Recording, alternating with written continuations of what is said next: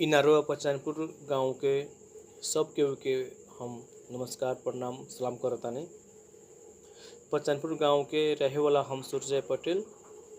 यह बैसाख 30 गते होखे वाला स्थानीय तह के चुनाव यानी मुखिया के वोट हम भी लड़तानी।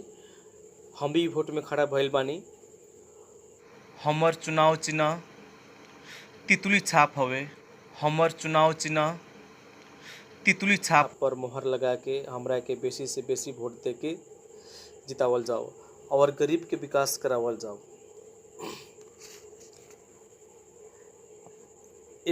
हम एगो गरीब के बेटा बानी, लेकिन हमार सपना बहुत बड़का बाटे।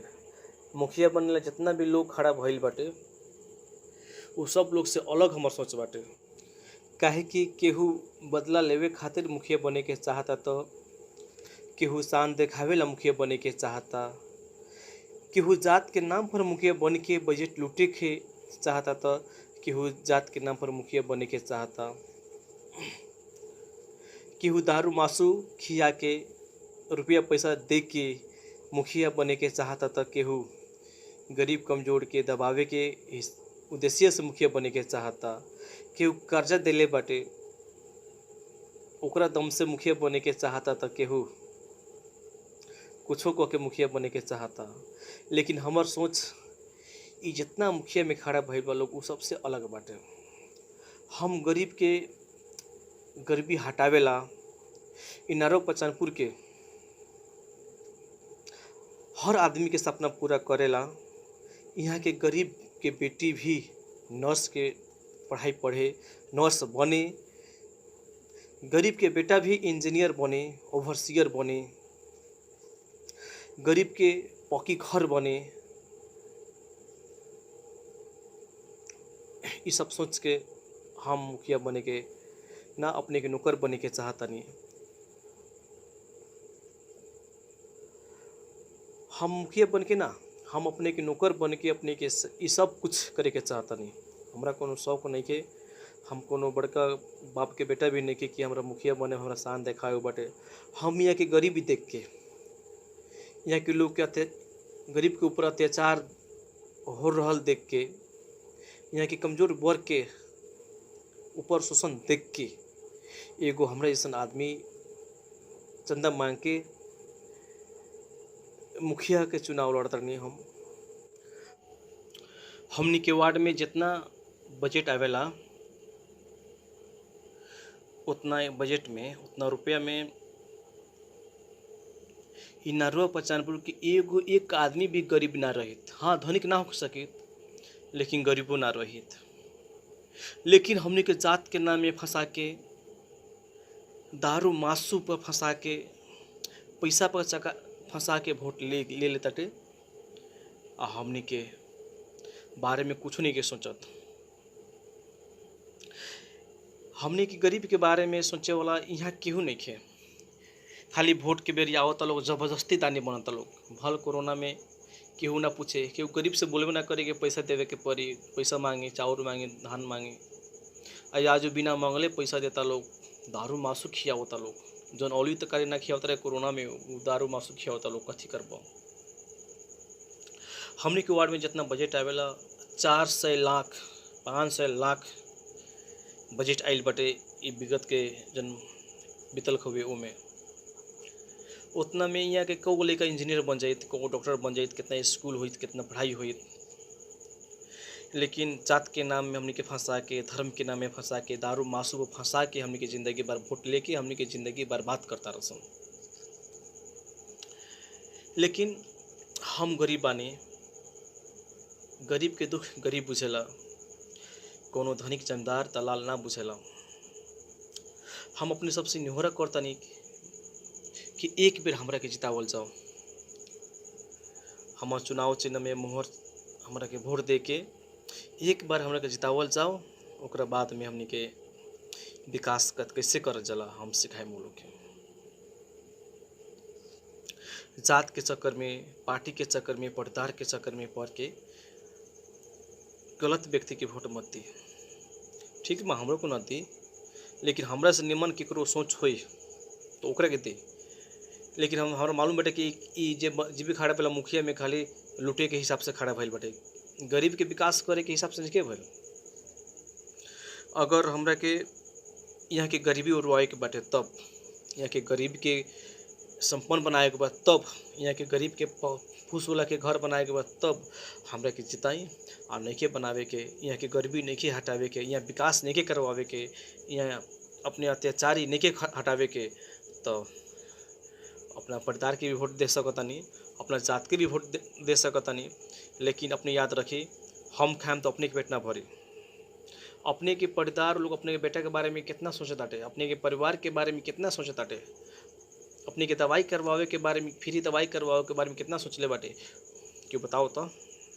इससे हम अपने सबसे विनती करतानी कि ई वीडियो निमन से अंतिम तक ले ध्यान दे के सुनल जाई और विचार करल जाई। हम जीतेम तो हम कौन कौन काम करें, हम कथी सोच बाटे, आवे वाला दिन में हम कथी करें, ई बारे में ई पूरा सुने खातिर ये वीडियो के अपने के देखे के पड़ी। अपने सबसे निहोरा करता नहीं हम कि प्लीज़ ये वीडियो कम से कम पूरा देखल जाए, सुन के विचार कर जाए कि केकरा के वोट देला से हमने के निमन रहे। ठीक बाटे। जैसे कि हमार पहिलका घोषणा पत्र बाटे, हम जीतेम तो हम कौन काम करें कह के वो अपने के हम बताओ तानी, ध्यान से सुनल जाए। हमार 1 नंबर में बाटे, अगर हम जीतेम तो हमरा जितला के बाद 2 बरस के भीतर में इनारो पचानपुर में रहल गरीब असहाय पूरा डोम समुदाय लोग के रहल फूस के घर तुर के, फूस के घर झोपड़ी पुराना टूटल फूटल धसल घर तुर के हटा के नया घर 5-5 इंची के देवाल ईटा सीमेंटी के जोड़ के 2 गो रूम, एगो टॉयलेट बाथरूम, अपने के एगो किचन, प्लास्टर पालिश करके एक गो घर हम सबकर बनवाएम। ई सिस्टम सब जात के खातिर लागू हुई, जे गरीब बाटे जेकरा घर नहीं के पूछ के ओकरा खातिर। वैसे ही हमनी के दूसरा नंबर में बाटे, एक और अगर हम जीतेम तो हमरा जितला के बाद इहे साल से इनारो पचानपुर गांव के केहू भी लड़का लड़की नर्स के पढ़ाई पढ़े के चाहता, civil engineer, overseer, electrical engineer लगायत अन्य टेक्निकल पढ़ाई पढ़े के चाहता, हम डॉक्टर ना पढ़ा सकें काहे कि बहुत पैसा लागेला ओमे, वो भी प्रयास करल बाद में। ये सब पढ़ाई पढ़े वाला इच्छुक विद्यार्थी लोग के पढ़ाई में लागे वाला सब खर्चा यदि हम जीतेम तो वार्ड के बजट और दाता लोग के बजट मिला के ये पढ़ाई में जितना भी खर्चा लागे हम वार्ड के बजट से देवे के सिस्टम लागू हम करें। ये सिस्टम इनारो पचानपुर के हर आदमी खातिर लागू हुई, हर इससे सबके बेटा सबके बेटी डॉक्टर बन सकती है, नर्स बन सकती है, अपने के ओवरसियर बन सकताटे। वैसे ही हमारा 3 नंबर में बाटे, अगर हम जीतेम तो इसी साल से इनारो पचानपुर गांव के 8 क्लास पास करे वाली हर एक लड़की के लेडीज साइकिल एगो और लड़का लोग के रेंजर साइकिल और SLC यानी SE पास करे वाला लड़का लड़की लोग के एक गो लैपटॉप कंप्यूटर सिखावे वाला मास्टर कंप्यूटर क्लास वार्ड के बजट से देवे के सिस्टम लागू हम करें। काहे कि शहर के लड़का 3 वर्ष में कंप्यूटर चलावे लगेला, लेकिन हम देहात के लड़का ना कि कंप्यूटर दिखावे नहीं जाला, गरीबी से ना किने सकेला, लेकिन हम वार्ड के बजट से ये किने की हम सिस्टम लागू करें। वैसे ही हमने के 4 नंबर में बाटे, अगर हम जीतेम तो हमरा जितला के बाद 6 महीना के भीतर में इनारो पचानपुर गांव के छोट छोट बाल बच्चा रहल जेकर बाबूजी मर गए बारन नहीं खन, छोट छोट बाल बच्चा रहल, पैसा घर में के कमाए वाला नहीं खे, वैसन अपांग विधवा गरीब असहाय आदमी के परिवार लोग के हर एक महीना चावल आटा तरकारी घर खर्चा किने गला वार्ड के बजट से हर महीना 3000 रुपया देवे के सिस्टम हम लागू करें। और जे हिंदू समुदाय के बा लोग, वो लोग के हिंदू लोग के छठ पर्व, होली पर्व मनावेला, आ मुस्लिम लोग के ईद बकरीद मनावेला। हर एक साल हर पर्व में हमने के 5-5 हज़ार रुपया देवे के सिस्टम लागू हम करें। वैसे ही अगर हम जीतेम तो हमरा जितला के बाद इहे महीना से इनहरवा पचानपुर गाँव के अगर हम जीतेम तो हमरा जितला के बाद इहे महीना से इनहरवा पचानपुर गाँव के बैंक किस्ता में लोन लेवे खातिर जगह के मूल्यांकन सिफारिश करावे में जौन टैक्स लागेला, हमने की जौन टैक्स सचिव के देवे निसन उ दस्तूर उ टैक्स तमसुक जौन हमने के लोग कर्जा लेवे निसन ओकर प्रमाणित करावे में जौन पैसा लागेला, अगर हम जीतेम तो वो सब टैक्स दस्तूर के सिस्टम ख़त्म करके हम उस सिस्टम में बंद कर देम। काहे कि हम कर्जा लेवे जाता नहीं तो पहले 5 हज़ार दे दी, 10 हज़ार पहले दे दी हम। इससे अपने सबसे आग्रह बटे कि एक बेर हमरा के जितावल जाओ। वैसे ही हमने के 6 नंबर में बाटे। अगर हम जीतेम तो हमरा जितला के बाद इहे महीना से इनारो पचानपुर गाँव के सरकारी स्कूल के निमन से सुधार करके, कचरा गप करके, सूत के बैठ के टाइम पास करके तलब लेवे वाला बेईमान मास्टर के, गरीब के बेटा बेटी के ज़िंदगी बर्बाद करे वाला मास्टर लोग के हटा के इनारो पचानपुर गाँव के पढ़ल लिखल टैलेंट आदमी के अंतर्वार्ता द्वारा छान के वार्ड के बजट से उचित तलब दे के, और कुछ बाहर के कुछ बाहर से निमन मास्टर रख के बोर्डिंग स्कूल के जैसन, बड़का बोर्डिंग स्कूल के जैसन पढ़ाई पढ़ावे के सिस्टम हम बनवाएम। और बाल बच्चा के पढ़ाई में जौन पैसा लागेला, खर्चा लागेला पढ़ावे में, वो खर्चा हम बचाएम। लगभग हम जीतम तो केकरो लड़का के बोर्डिंग में पढ़ जाए कि ना पड़ी, सरकारी स्कूल के इतना सुधार करम। काहे कि अपने देख लो कि दिल्ली में अरविंद केजरीवाल एगो अकेले ऐसा व्यक्ति बारन की आजू दिल्ली में बोर्डिंग स्कूल बंद हो गल, सिर्फ सरकारी स्कूल में सब बड़का लोग के लेकर पढ़ते।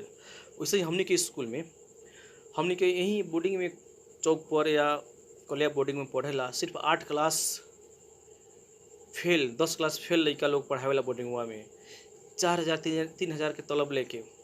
तो हम वो पढ़ाई में हमने के विश्वास लागेला, हमने गर्व करे इंसान।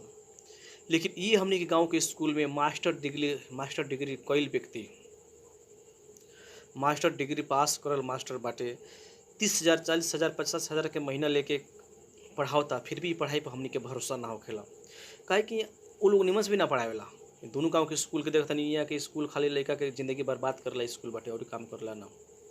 इससे अगर हम जीतेम तो हमने के सरकारी स्कूल जौन बाटे बोर्डिंग के जैसे पढ़ाई पढ़ावे के सिस्टम वार्ड के बजट से बेसी मास्टर रख के, वो मास्टर खाली गाँव के लोग के रही, वो खाली मास्टर खाली गाँव के लोग रही, ये सबके बुद्धि नहीं रखे के। और जन पढ़ाई में खर्चा लागेला वो पढ़ाई में अपने के पैसा बचे। वैसे ही हमनी के 7 नंबर में बाटे हमार। अगर हम जीतेम तो हमरा जितला के बाद इहे साल से पचानपुर गांव में रहल सरकारी स्कूल जौन बाटे ओकरा के निमन से सुधार करके वार्ड के बजट से निमन बड़का डॉक्टर रख के सब बीमारी के, जैसे गर्भवती महिला के वीडियो एक्सरे, ओकर इलाज, दवाई फ्री, अपने के का बोल हाथ टूटल के प्लास्टर, टाइफाइड जैसन बीमारी के फ्री में दवाई, फ्री में उपचार, हमने के चीनी रोग के दवाई, ब्लड प्रेशर के दवाई देवे के वार्ड के बजट से किन की हम देवे के सिस्टम हम लागू करें। हम देखी नहीं सके यही सरकारी स्कूल में हमने के सरकारी अस्पताल में 6 गो मने प्यून मिला के 6 गो डॉक्टर बा लोग, लेकिन खाली यहाँ कोरोना के सुई देवे बा लोग, खाली सीतामढ़ी बाटे लायल बा लोग ओला ना।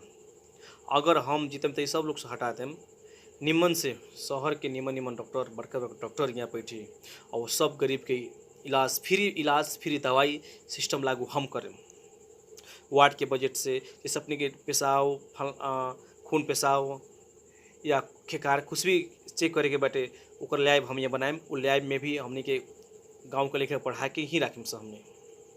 अगर हम जीतम तब ही फ्री हुई, अपने दवाई फ्री चाहिए, अपने के इलाज फ्री चाहिए तो हमरा के जिताई, और ना चाहिए तो अपने परिवार के जिता सकतानी, अपना जात के जिता सकतानी, पैसा वाला के जिता सकतानी।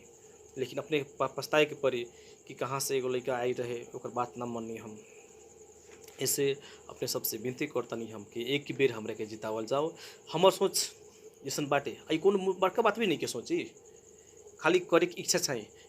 इच्छा केकरो में नहीं के, बुद्धि नहीं के तो इच्छा कर, खाली इच्छा खाली उ मुखिया बने हम मुखिया बना लड़े में, खाली लोग ई काम बाटे। लेकिन विकास के केकरो में सोच नहीं के, बुझल गए।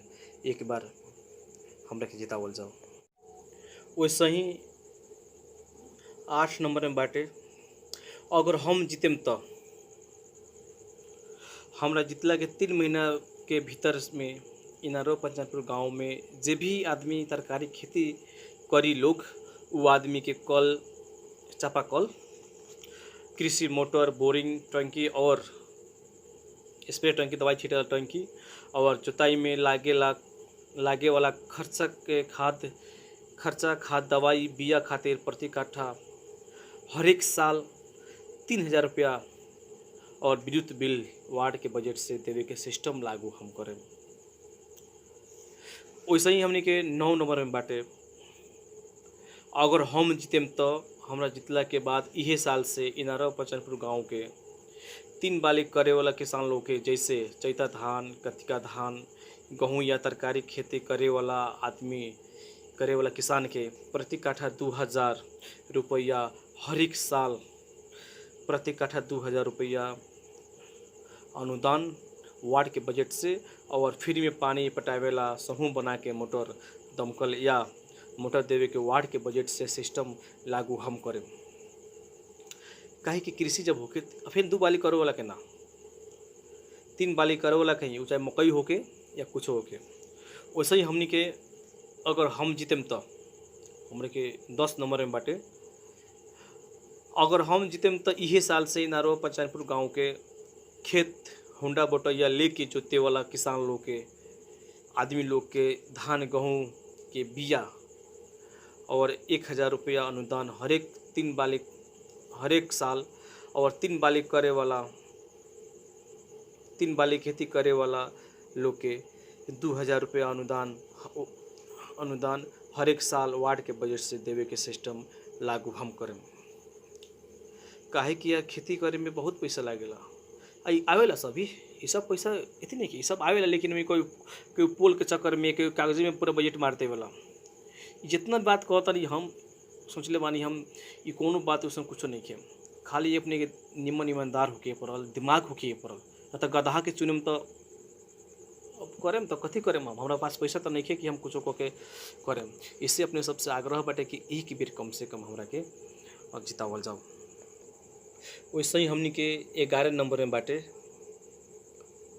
अगर हम जीतेम तो हमरा जितला के बाद इहे महीना से इनारो पंचायतपुर गांव के केहू भी औरत के गर्भ से, केहू भी महिला के गर्भ से बेटा या बेटी जन्म लेता तो दवाई गाड़ी भाड़ा ओकर खान पीन करे खातिर बेटा बेटी भइला पर 5000 रुपया वार्ड के बजट से देवे के सिस्टम नियम लागू हम करें। वैसे ही हमने 12 नंबर में बाटे, अगर हम जीतेम तो हमरा जितला के बाद 2-3 बरस के भीतर पंचायतपुर गांव में खपड़ा के छानी रहल, घर के छानी खपड़ा हटा के उमें लागे वाला लोहा के पाइप, टीना, जस्ता भीतर प्लाई लगा के वार्ड के बजट से देवे के सिस्टम लागू हम करें। हम चाहते नहीं, हमरा मतलब चाहते नहीं कि हम यहाँ खपड़ा के घर रहे, कह के टीना के घर रही, भीतर प्लाई रही। ये वार्ड के बजट के देवे के सिस्टम बाटे न बाटे, लेकिन यहाँ के मुखिया लोग तो खाली खाए में व्यस्त बाटे। इससे अपने सबके ये सब चाहिए तो हमरा के जितावे के पड़ल।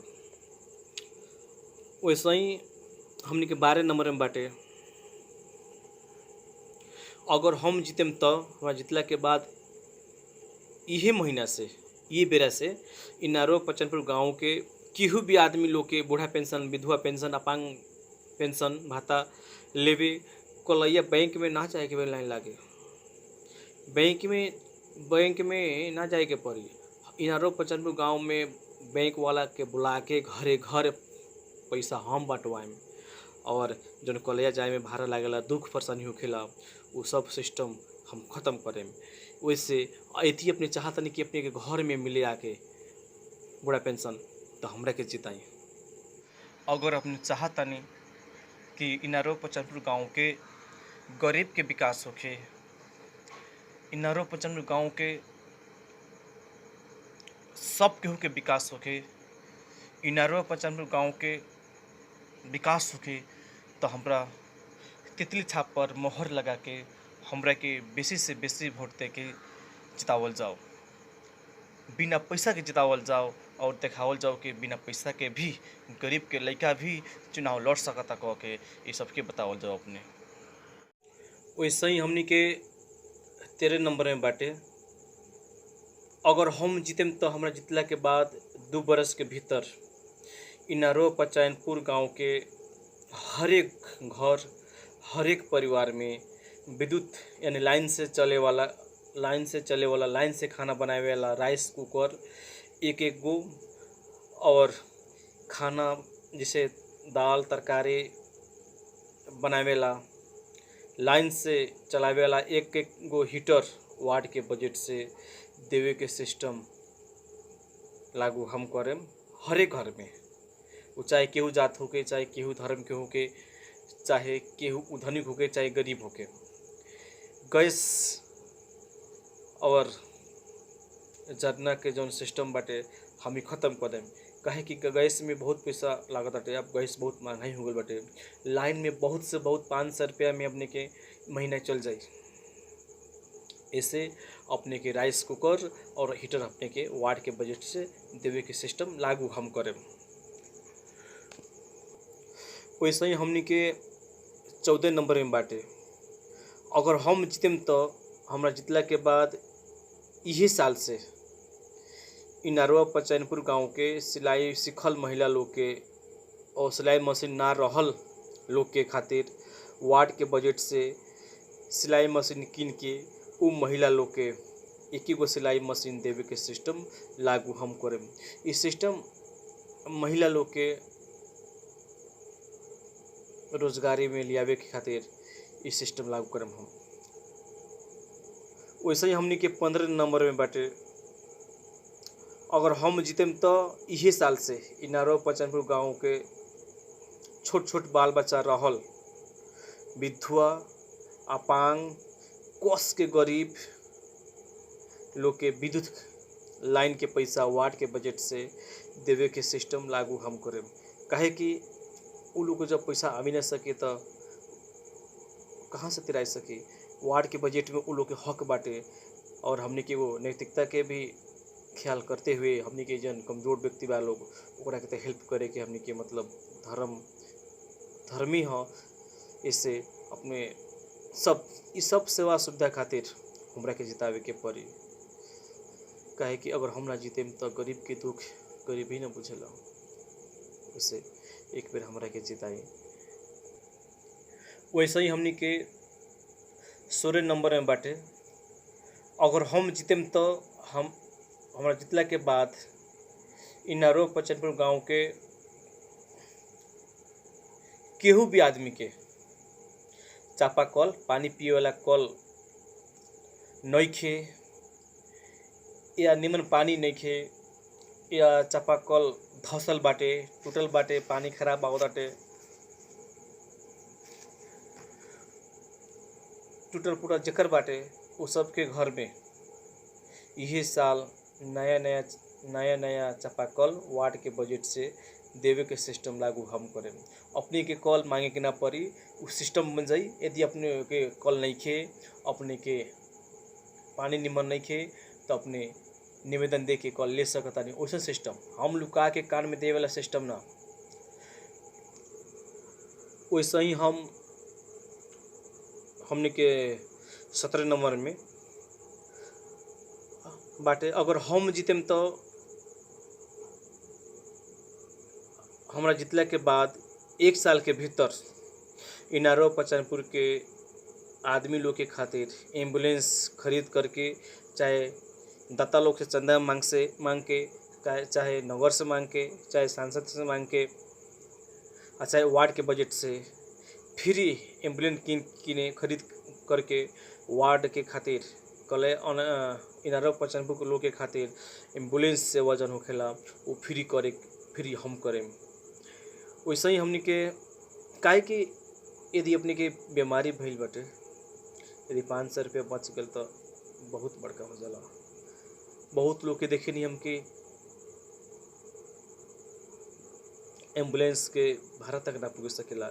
ऐसे हमने एम्बुलेंस हमने के वार्ड के 4 करोड़ रुपया का होई, 400 लाख रुपया का होई। हम रोड ना बनवाएम, हम 3 बरस तक ना रोड बनवाएम ना नाला बनवाएम। सिर्फ आदमी के विकास पहले करे के बटे। एगो साधारण होला घास बास कपास के व्यवस्था करे के जो न्यूनतम बाटे, कम से कम उ तो करे के पड़ी हमने के। वैसे ही हमने के 18 नंबर में बाटे। अगर हम जीतेम तो हमरा जितला के बाद इहे साल से इनारवा पचानपुर गांव के केहू भी आदमी के यदि बड़का रोग, बड़का बीमारी जैसे कैंसर, दिल के बीमारी, किडनी के बीमारी, एड्स के बीमारी, प्राणघातक जैसन प्राण जाए वाला, जान जाए वाला, काम ना कर सके वाला अवस्था रहल लोग के, चाहे धनिक होके, चाहे गरीब होके, चाहे हिंदू होके, चाहे मुसलमान होके, चाहे कुम्हार होके, वो सब लोग के खातिर ई बीमारी हो जाई, बड़का बीमारी हो जाई, वो लोग के हर एक महीना दवाई खातिर प्लस खवाई खातिर हर एक महीना वार्ड के बजट से 5000 रुपया देवे के सिस्टम लागू हम करें। वैसे ही हमनी के 19 नंबर में बाटे। अगर हम जीतेम तो हमरा जितला के बाद 1 बरस के भीतर में, अगर हम जीतेम तो 1 बरस के भीतर में पचानपुर में रहल डोम समुदाय लोग के, डोम जात लोग के 5 इंची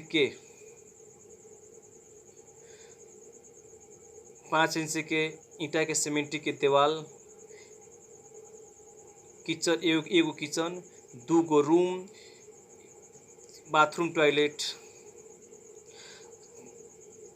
टीना के जस्ता के छानी वार्ड के बजट से हम बनवाएम।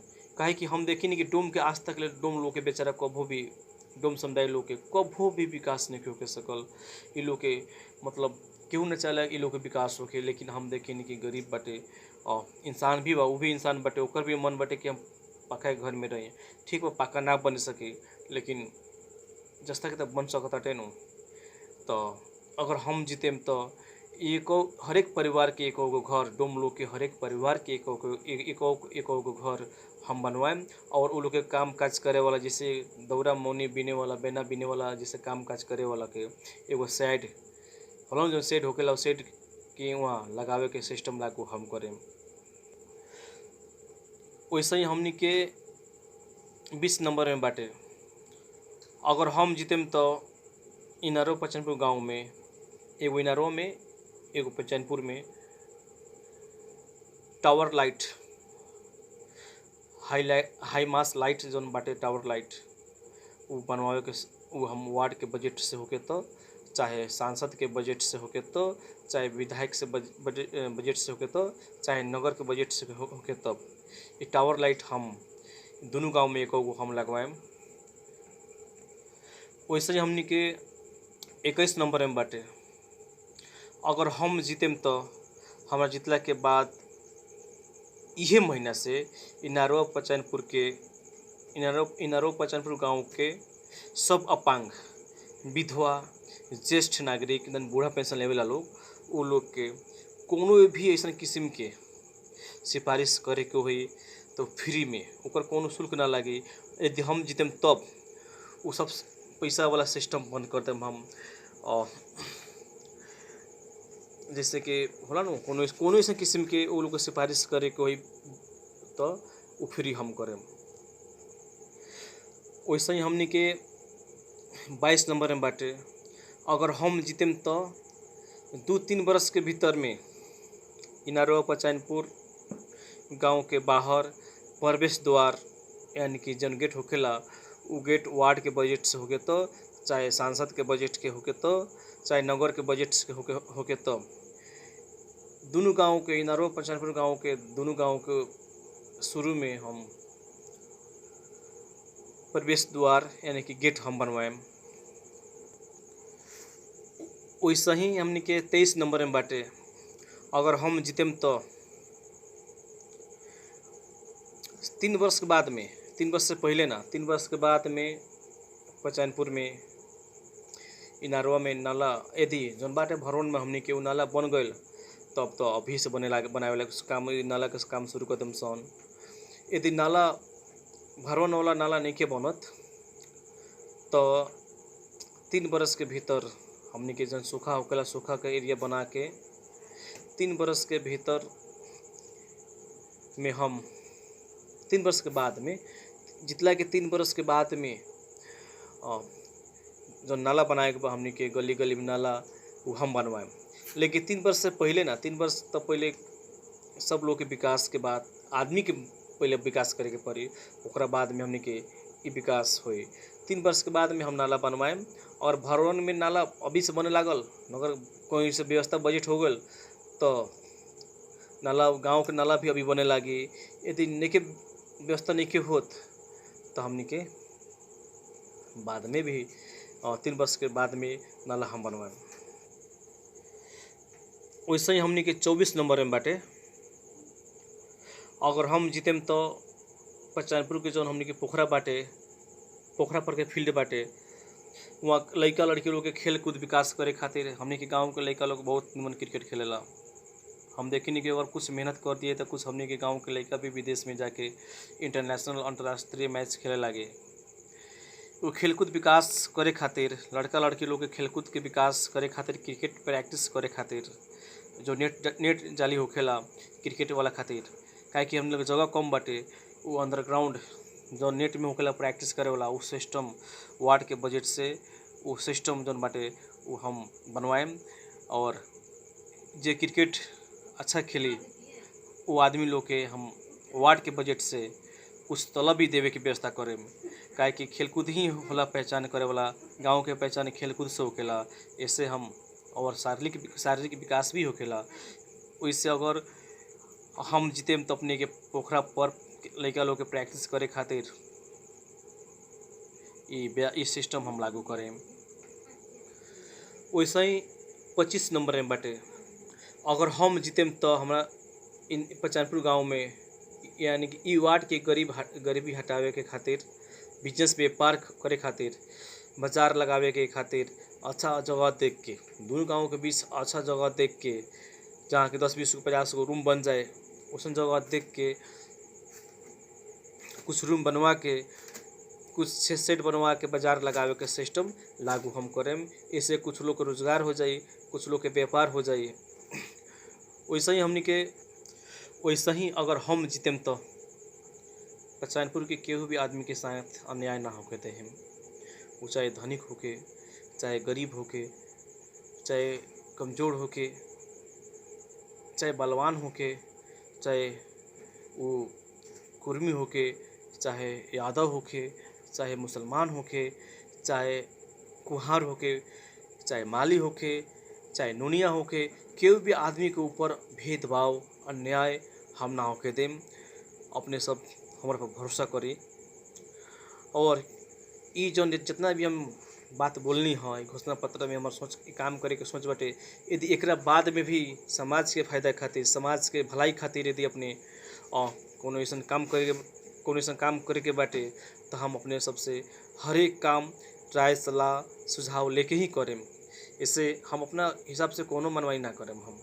हाँ, लेकिन हम कोनो भी पैसा ना मस्जिद, ना मदरसा, ना मंदिर, ना मस्जिद, ना मेला, ना ठेला, कुछ में सिस्टम लागू ना करम हम। हमारा एक ही सपना बा कि गरीबी हटावे खातिर इसे हम कथी बोलला कि अपने सबसे विनती करतानी कि एक बेर हमरा के जितावे के कोशिश करी। अगर ना जिताएम तो ये सब काम ना होके सके। ये सब काम केकरो सोचे ही नहीं कि करे के, खाली जात के नाम पर मुखिया बने के चाहता लोग, पैसा के नाम पर मुखिया बने के चाहता लोग। केहू हम देखे नहीं वहाँ विकास करे के तो केकरो सोचे नहीं के। ऐसा रोड बनल बाटे कि रोड बनला पाखी हटावे खातिर, लेकिन ऐसा पिच रोड बनल हमनी गाँव में ढलाई रोड भइल बाटे कि 3 में पानी हरदम जमले रहेला हर गली गली में, हर रोड पर।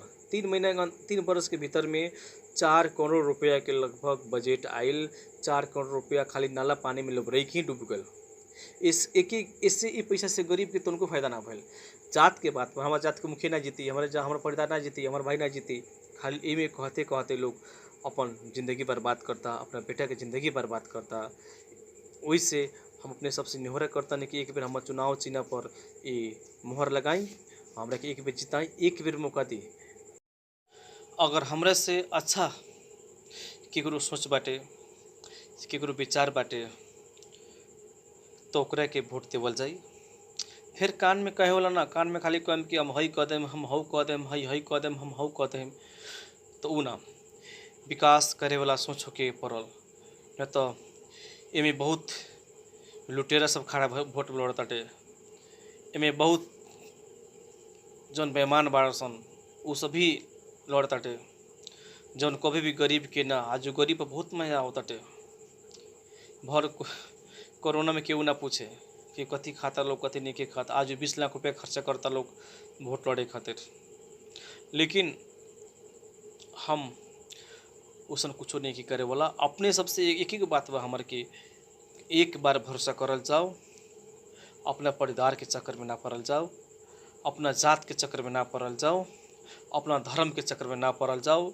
यहाँ कुछो खतरा में नहीं की, ना धर्म खतरा में बाटे, ना जात खतरा में बाटे, ना समाज खतरा में बाटे। खतरा में कुछ लोग बाटे, कुछ धनिक लोग खतरा में बाटे, लेकिन ओकर मर्जी बाटे, ओकर विचार हुए। ऐसे अपने सब एक बेर विचार करके एगो हई गरीब के बेटा के जितावल जाओ, और गरीब के बेटा के जिता के अपने हो सकता है तो कुछ पैसा चंदा भी देवल जाओ, विकास करावल जाओ, इतिहास बदलल जाओ। दुनिया कहाँ से कहाँ भाग गई, लेकिन हमनी के लोग खाली जात के चक्कर में, बात के चक्कर में व्यस्त करताटे। अपने सबसे आग्रह बाटे कि एक अपने अपन वोट दारू मासू पर ना बेचल जाए। काहे कि जे आवता पैसा देवे, आज अपने के ईमानदार समझ के पैसा देवे नहीं आवत, अपने के बिकाऊ समझ के वो अपने के खरीदे आवताटे। अब वोट ऐसा चीज़, वोट बेचे वाला चीज़ ना हुए। वोटे ऐसा चीज़ बाटे कि अपने के कुछो तोड़ सकताटे। इससे अपने सबसे हमार विनती बाटे कि कृपया करके अपन वोट ना बेचल जाए।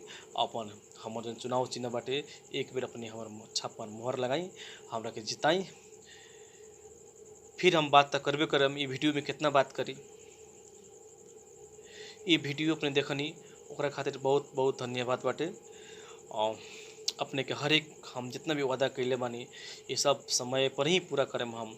इमें कोनो अपने के बेईमानी ना होई, इमें कोनो अपने के छल कपट नहीं के, एकदम सीधा मन से एक गरीब के आवाज़ हुए, हमने की जरूरी रहल चीज़ हुए। इससे एक बार अपने विचार करी, हमरा के जिताई। वैसे विदा लेतनी अपने सबसे। नमस्कार, प्रणाम।